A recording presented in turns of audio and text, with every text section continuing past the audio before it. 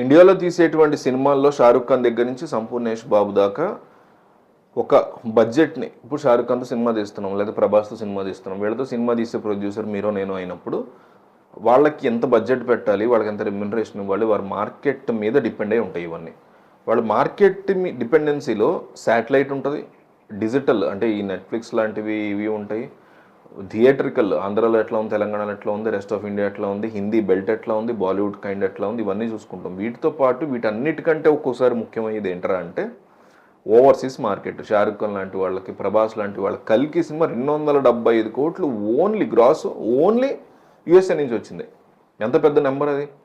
So ఇప్పుడు Trump ఏమంటున్నాడంటే, Trump రీసెంట్గా నేను వేయబోతున్నానని చెప్పేటువంటి టారిఫ్స్లో అమెరికాలో షూటింగులు చేయట్లేదు కానీ అమెరికాలో రిలీజులు చేసుకుని మా డబ్బులన్నీ మీరు తింటున్నారు అనే కాన్సెప్ట్లో సినిమాల మీద పడ్డాడు. ఏ సినిమా అయితే వచ్చిందో 100% టారిఫ్ అంట. అంటే ఆ సినిమా 275 కలెక్ట్ చేస్తే 275 కోట్లు గవర్నమెంట్కి ఇచ్చేయాలంట. అప్పుడు ఎవడు రిలీజ్ చేస్తారు, అసలు ఎవడు డిస్ట్రిబ్యూటర్లు ఎవడు కొంటాడు, ఎవడు కొండ కదా అక్కడ. ఇది చాలా పెద్ద విషయం. దేని మీద ఇంపాక్ట్ పడుతుంది అంటే ఇప్పటికీ ఓటీటీ విషయంలో చాలా ఇబ్బంది పడుతున్నారు హీరోలు చాలామంది. అట్లాంటిది దేని మీద ఇది ఇంపాక్ట్ పడుతుందిరా అంటే గట్టి ఇంపాక్ట్ పడబోతోంది budget making of a movie మీద. పోనీ అది వాళ్ళకి ఏమన్నా బెనిఫిట్ అవుద్దా అలాంటిది మనం పెడితే అంటే, ఫర్ ఎగ్జాంపుల్ ఆస్ట్రేలియా ఇప్పుడు అవతార్ సినిమా తీసుకుందాం. Avatar cinema made in USA. అది ఎన్నో వేల కోట్లు కలెక్ట్ చేసింది. దాంట్లో ఆస్ట్రేలియా ఉంటుంది, ఇండియా ఉంటుంది, చైనా ఉంటుంది, జపాన్ ఉంటుంది, సౌత్ కొరియా ఉంటుంది, ఇట్లా జర్మనీ ఉంటుంది, అన్ని రకాల దేశాల్లో కలిపి అంత కైండ్ ఆఫ్ కలెక్షన్ వచ్చింది. ఇప్పుడు 100% వేశారు కదా అని జర్మనీనో ఇండియానో ఆస్ట్రేలియా మనం కూడా తిరగబడి మనం కూడా 50% టారిఫ్ ఇస్తే అది దాన్ని 200 పెంచుతున్నాడు. దానివల్ల ఏమవుతుందంటే బౌండరీస్ దాటడం. ఆర్ట్ ఎప్పుడు కూడా ఖచ్చితంగా బౌండరీస్ని చెరిపేసుకుని ఉండాలి. Any kind of art form అనేది అసలు మనిషి మనుగడే బౌండరీస్ ఉండకూడదు. లేదా ఆర్ట్కి అసలు ఉండకూడదు. ఆర్ట్ ఫామ్ని బిజినెస్ ఫామ్గా మార్చేసి మన దరిద్రం చాలా కాలం అయింది కానీ మన వాళ్ళు. బట్ స్టిల్ ఆ బౌండరీస్ని కంప్లీట్గా చెరిపేసే ఉద్దేశంలో మనం ఉంటే, లేదా ప్రపంచం అంతా అది కోరుకుంటుంటే ట్రంప్ బౌండరీస్ పెంచుతున్నాడు.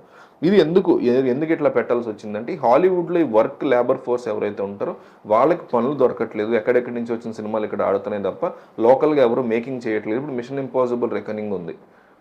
ఆ మూవీ ఆల్రెడీ షూట్లో ఉంది. అది వేరే కంట్రీస్లో ఎక్కడెక్కడో తీసారు. ఇప్పుడు 007 జేమ్స్ బాండ్ సినిమాలు ఉంటాయి, అవి అక్కడెక్కడో తీసుకుంటారు. సరే అది లండన్ సినిమా అనుకోవచ్చు. మరి దాన్ని పట్టుకొచ్చి యూఎస్లో రిలీజ్ చేయాలంటే 100% టారిఫ్ అంటే ఇప్పుడు ఆ సినిమా రిలీజ్ అవ్వడానికే ఉండదు. తద్వారా పైరసీ కూడా పెరిగిపోతుంది యూఎస్ఏలో. అది కూడా ఒక నెగిటివ్ ట్రంప్కి. సో ఇట్లా ఒక మిక్స్డ్ అనమాట. ఎస్పెషల్లీ అందరితో పాటు ఎక్కువగా ఎఫెక్ట్ అయ్యేటువంటి ఇండస్ట్రీ ఏంటి అంటే ఇండియన్ ఇండస్ట్రీ, అందులోనూ తెలుగు ఇండస్ట్రీ. ఇప్పుడు రాజమౌళి మహేష్ సినిమా ఉంది. అసలు ఆ సినిమాని భయంకరమైనటువంటి ఇంటర్నేషనల్ లెవెల్లో ప్లాన్ చేస్తున్నారు. ప్రశాంత్ నీలును ఎన్టీఆర్ సినిమా ఉంది, అది కూడా ఆల్రెడీ అనౌన్స్ చేశారు. ఇంటర్నేషనల్ లెవెల్లో ప్లాన్ చేస్తున్నామని ప్రొడ్యూసర్స్ చెప్పారు, ప్రశాంత్ నీల్ కూడా చెప్పాడు. ఇది ఒక గొప్ప విషయం. అట్లాగే ఎంతోమంది ట్రై చేస్తుంటారు.